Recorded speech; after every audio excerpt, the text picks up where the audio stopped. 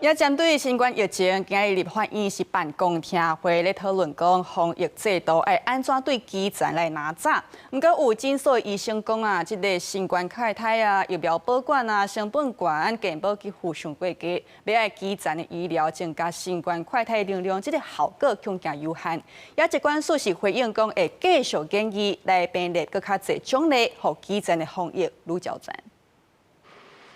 新冠疫情當地加懸，疾管署有估8月中下旬是高峰期。根據統計，全國敢若700多間診所有提供新冠抗病毒藥物。11立法院護生會開公聽會，討論基層醫療要安怎建立新冠疫情拿責的機制，嘛延續討論防疫預算甲資源等議題。有醫學會表示，新冠病毒甲流感的症狀真相像，愛快篩才會當精準用藥，呼籲政府應當愛增加基層診所體檢量能甲新冠抗病毒藥物，避免輕症攏走去病院造成負擔。篩檢出來了，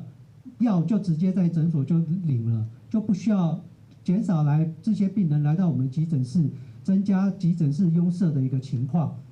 那我們還有建議，就是擴大抗病毒藥物的使用範圍了。有診所醫生就指出，親像疫苗保管甲行政人事，各項攏是成本，而且新冠快篩的採買成本甲流感差不多。不過流感的健保給付有300點，新冠快篩干那150點。醫生認為，甲成本唔成比例，要愛基層醫療增加新冠快篩的量能，恐驚效果有限。沒賠錢在做這個篩檢，疫苗的快篩的成本已經跟流感是一樣，你說還要150點，因為你只篩了一個。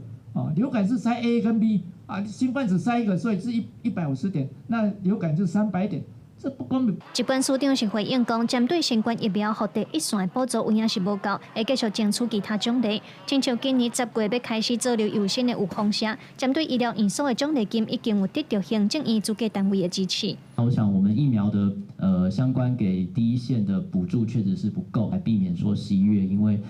人潮群聚的關係，導致冬季的疫情提前爆發哈，所以這個部分有獲得主計單位的支持，所以我們今年可以在10月份的時候來加碼這個接種的獎勵。疾管署表示，新冠疫情、流感甲其他呼吸道傳染病攏真需要外科基層診所到3工，未來的研究編列更較儕獎勵甲補助，互基層的防疫愈較全。記者盧尚如、鄭俊堯台北報道。